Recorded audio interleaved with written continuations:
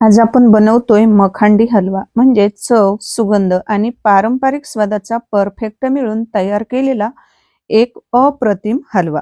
तर आज मी तुमच्यासाठी खास असा घरच्या घरी सोप्या पद्धतीने बनवता येणारी मखांडी हलवा रेसिपी, कमी साहित्यात सोपी पद्धत आणि रिच टेक्स्चर, एकदा खाल्लं की पुन्हा पुन्हा खावंसं वाटेल असा हा हलवा बनवून दाखवणार आहे.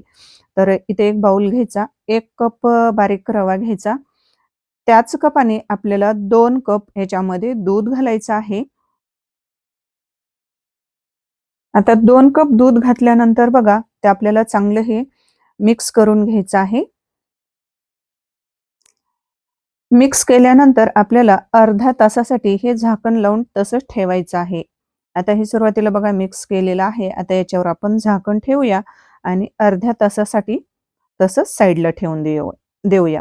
चला तोपर्यंत आपण दुसरी तयारी करून घेऊया. इकडे गॅस चालू करायचा. गॅस चालू करून आपल्याला पॅन गरम करायला ठेवायचा आहे.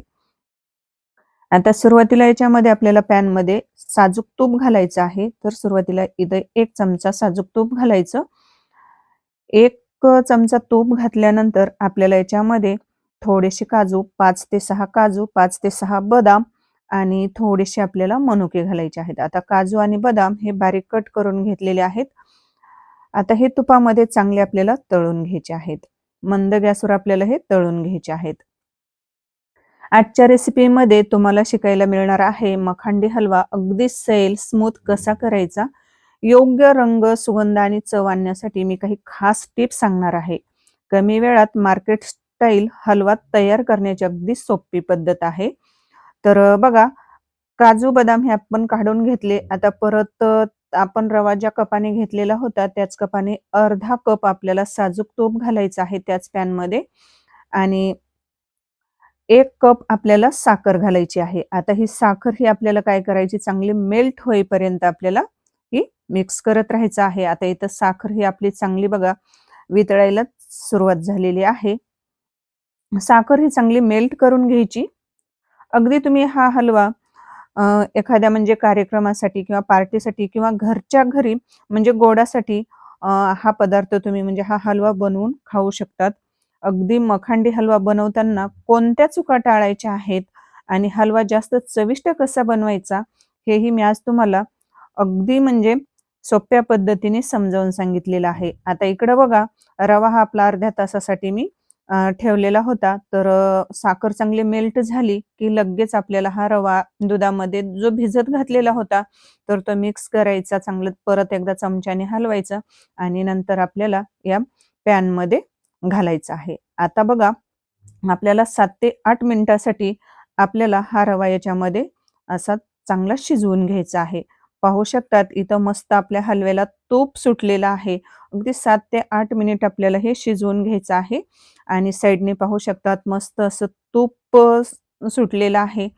तर पाहू शकतात काय मस्त जबरदस्त असा इथं टेस्टी आणि स्वादिष्ट असा मऊ लुसलुशीत असा बघा आपला मखांडी हलवा तयार झालेला आहे. नंतर शेवटी याच्यामध्ये घालायची आहे आपल्याला इलायची पूड घालायची आणि जे आपण ड्रायफ्रुट्स म्हणजे तळून घेतलेले होते तुपामध्ये ते याच्यामध्ये घालायचे.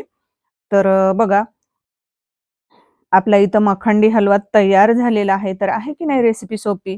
तर व्हिडिओ शेवटपर्यंत पाहिल्याबद्दल खूप खूप धन्यवाद आणि तुम्ही पण एकदा तुमच्या कुटुंबाला असाच मखांडी हलवा खाऊ घाला आणि हा अप्रतिम लज्जतदार हलवा कसा झाला तर मला नक्कीच कमेंटमध्ये सांगा. अशा सोप्या आणि स्पेशल रेसिपीसाठी आपल्या कीर्तीज रेसिपी चॅनलला सबस्क्राईब करा आणि तुमचे फीडबॅक कमेंटमध्ये नक्की कळवा.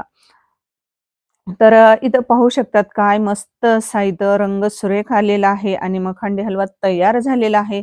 आहे की नाही रेसिपी सोपी? रेसिपी आवडली असेल प्लीज लाईक करा, जास्तीत जास्त शेअर करा आणि आपल्या चॅनलवर जर तुम्ही आणखी सबस्क्राईब केलं नसेल तर पटकन सबस्क्राईब करा. वाट कसली बघताय? आणि हो, तुम्ही आपल्या रेसिपी कुठून पाहतात, कोणत्या गावातून, कोणत्या जिल्ह्यातून पाहतात ते पण मला जरूर कमेंटमध्ये कळवा आणि तुम्ही पण या पद्धतीने एकदा तुमच्या परिवाराला मखांडी हलवा या पद्धतीने बनवून खाऊ घाला आणि आवडला की नाही मला ते सुद्धा कमेंटमध्ये जरूर कळवा. तर भेटूयात अशाच एका छान-छान आणि सोप्या रेसिपीमध्ये. तोपर्यंत स्वस्त खा आणि मस्त रहा. वेळात वेळ काढून रेसिपी पाहिल्याबद्दल तुम्हा सर्वांचे मनापासून खूप खूप धन्यवाद.